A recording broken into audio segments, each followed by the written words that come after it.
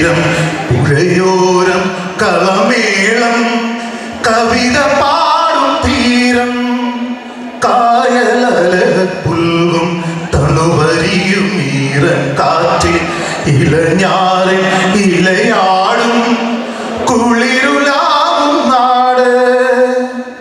ഒരു വസന്തത്തിന്റെ ഒരു ആഘോഷത്തിന്റെ ഇടയിൽ കണ്ണുനീരിന്റെ ഒരു ഉപ്പിന്റെ രസം നമ്മുടെ ചുറ്റുപാടും നമുക്ക് നോക്കുന്നത് എപ്പോഴും നന്നായിരിക്കും.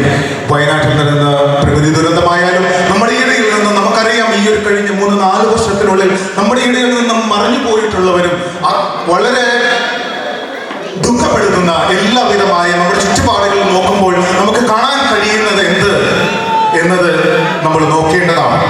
പതിതനെ കൂടി ഓർക്കുന്ന ഓണമാണ്, അതല്ലെങ്കിൽ അവരെ കൂടി കൺസിഡർ ചെയ്തുകൊണ്ട് മുമ്പോട്ട് പോകുന്ന ഒരു ഉത്സവമാണ് ഓണം. അതുകൊണ്ടാണ് കവി ഇങ്ങനെ പറയുന്നത്: തിരുവോണത്തിൻ കോടിയുടുക്കാൻ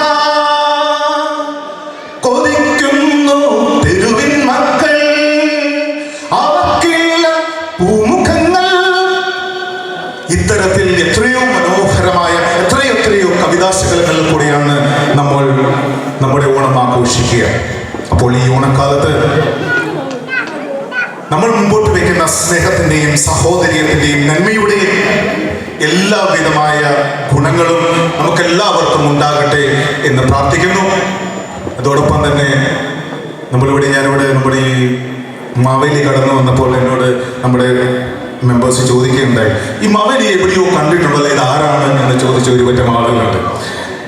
നമുക്കെല്ലാവർക്കും അറിയാം, കഴിഞ്ഞ കൊല്ലത്തെ നമ്മുടെ AGM-അനുബന്ധിച്ച് നമ്മുടെ ഈ പ്രോഗ്രാമിന് വേണ്ടിയിട്ട് ഇവിടെ നടന്ന ഒരു പ്രോഗ്രാമിന് വേണ്ടിയിട്ട് വന്ന ഒരു പരിചയത്തിൻ്റെ ആ ഒരു സ്നേഹത്തിൻ്റെ പുറത്താണ് ഇപ്പം അയർലൻഡിലുള്ള നമ്മുടെ ഈ കലാകാരന്മാർ, പ്രത്യേകിച്ച് മാവേലിയായി എത്തിയിരിക്കുന്ന നമ്മുടെ കലാഭവൻ ജോഷി, ഷിനോപോൾ, പ്രശാന്ത് കാഞ്ഞിരമറ്റം,